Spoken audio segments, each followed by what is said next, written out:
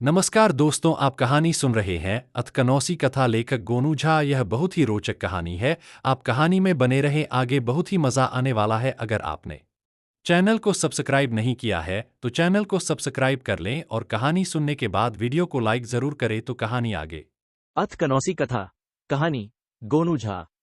गोनू झा का हास परिहास और अपने कारनामों से लोगों को शिक्षा देने की प्रकृति केवल मिथिला नरेश के दरबार तक सीमित नहीं थी। वे अपनी कारगुजारियों से अपने सगे संबंधियों और इष्ट मित्रों को भी सबक देते रहते थे। एक बार उनकी चपेट में उनकी पत्नी भी आ गई। हुआ यूं कि एक दिन शाम ढले गोनू झा एक भोज में शरीक होने के लिए घर से निकलने की तैयारी कर रहे थे। गुलाबी रंग से रंगी धोती, रेशम का कुर्ता पहनकर लट्ठे का गमछा कंधे पर रख गोनू झा आईने के सामने खड़े होकर अपने को निहारते हुए अपनी मूंछें संवार रहे थे। तभी उनके कमरे में उनकी पत्नी आ गई। गोनू झा को इस तरह सजते संवरते देखकर पंडिताइन ने दिल लगी कि लग रहा है कि किसी को रिझाने की तैयारी हो रही है। गोनू झा मुस्कुराए और कहा, ठीक समझी, जरा कनौसी निकाल के ले आओ। कान में पुरुषों द्वारा पहना जाने वाला एक जेवर, कान सूना लग रहा है। पंडिताइन ने कहा, अरे पंडित जी, भोज भात से रात बेरात लौटना होगा। गांव में चोर उचक्कों की कमी नहीं है। कनौसी पहनने की क्या जरूरत है? आधा भरी सोने की कनौसी है। जमाना खराब है, कहीं किसी उचक्के की नजर खराब हो गई तो। गोनू झा को पंडिताइन की यह शंका अच्छी नहीं लगी। उन्होंने चिढ़ते हुए कहा, जाकर कनौसी लाओ। अब तो कनौसी पहनकर ही जाऊंगा और हमेशा पहने रहूंगा। तुम्हें मेरी नहीं, आधा तोले सोने की फिक्र है। यही तुम्हारा मेरे प्रति स्नेह है। तुम्हें यह चिंता नहीं कि रात के अंधेरे में कहीं मुझे दरबार से लौटते समय सांप बिच्छू न डस ले। चिंता है आधा तोले सोने की। पंडिताइन ठगी सी रह गई। उसने सोचा भी नहीं था कि गोनू झा उसकी सलाह का ऐसा अर्थ निकालेंगे। उसने लाड़ भरे स्वरों में गोनू झा से कहा, आपकी चिंता क्यों नहीं है? सांप बिच्छू डसे आपके दुश्मन को, आप रहेंगे तो बहुत सोना आ जाएगा। सोना आपसे बढ़ के कैसे हो सकता है कि मैं सोने की चिंता करूं? ये लीजिए, कनौसी पहन लीजिए। मैंने तो यूं ही आपको सचेत करने के लिए कहा था कि दिन दुनिया ठीक नहीं। गोनू झा ने बीच में ही पंडिताइन की बात काटते हुए कहा, हाँ हाँ, समझ गया। अब तुम्हें दिखा के मानूंगा कि तुम्हें मेरी चिंता है या कनौसी की। गोनू झा की आवाज में तलखी भांपकर पंडिताइन चुप रह गई। गोनू झा ने अपने कानों में कनौसी डाली और चल पड़े भोज खाने। देर रात सकुशल लौट आए।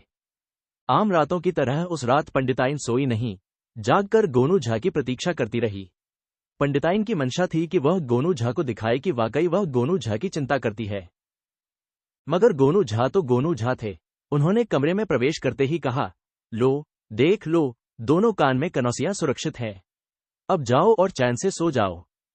पंडिताइन गोनू झा की बात सुनकर भौचक रह गई।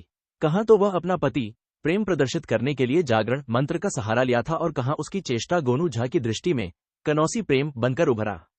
बेचारी पंडिताइन से कुछ भी कहते नहीं बना और वह जाकर सो गई। कुछ दिन ऐसे ही बीत गए। गोनू झा प्रायः अपनी पत्नी को कहीं से भी लौटकर यह कहते हुए छेड़ते, देख लो, कनौसी सुरक्षित है।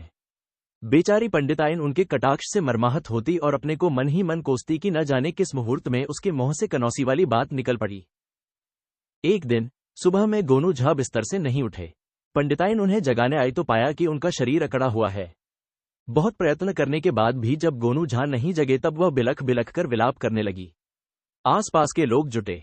सबने गोनू झा के अकड़े पड़े शरीर का अवलोकन किया और सबने मान लिया कि गोनू झा गोलोकवासी हो गए।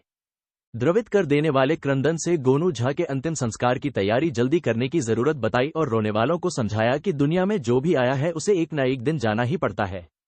कोई पहले जाता है तो कोई बाद में। अंतिम संस्कार के लिए ले जाने के पहले मृतक के शरीर का स्नान कराने और चंदनादि का लेपन करने की जब रीति निभाई जा रही थी तब बिलखती, विलापती, सुबकती पंडिताइन भी वहीं थी। जब स्नान के बाद गोनू झा के शरीर पर कफन डाला जाने लगा तब पंडिताइन सुबकती हुई बोली, अरे देखो, उनके कान में अभी भी कनौसी है, उसे खोल के दे दो। पंडिताइन के मुंह से ये बातें निकली ही थी कि अचानक एक झटके के साथ गोनू झा उठ के बैठ गए और उन्हें नहलाने वाले चकित और किंकरतविमूढ़ से हो गए। गोनू झा ने बैठे बैठे ही हाँक लगाई, क्यों पंडिताइन, कनौसी चाहिए? और पंडिताइन का आह्लादित हो रहा मन उमंग और उल्लास प्रकट करने का अवसर दे। उससे पहले ही गोनू झा की बात से वह शर्म से गड़ी सी जा रही थी। जब गोनू झा को एहसास हुआ कि परिहास का परिणाम उनके दाम्पत्य जीवन को प्रभावित भी कर सकता है तब उन्होंने हंसते हुए कहा, अरे पंडिताइन, शरीर नाशवान है, मिट जाता है। पदार्थ अविनाशी है, टिका रहता है। चाहे जिस रूप में टिके। तुमने कुछ भी अनुचित नहीं किया, न अनुचित कहा, मैं तो मजाक कर रहा था। पंडिताइन गोनू झा से लिपटकर फूट फूट कर रो पड़ी। कहानी समाप्त हुई। धन्यवाद।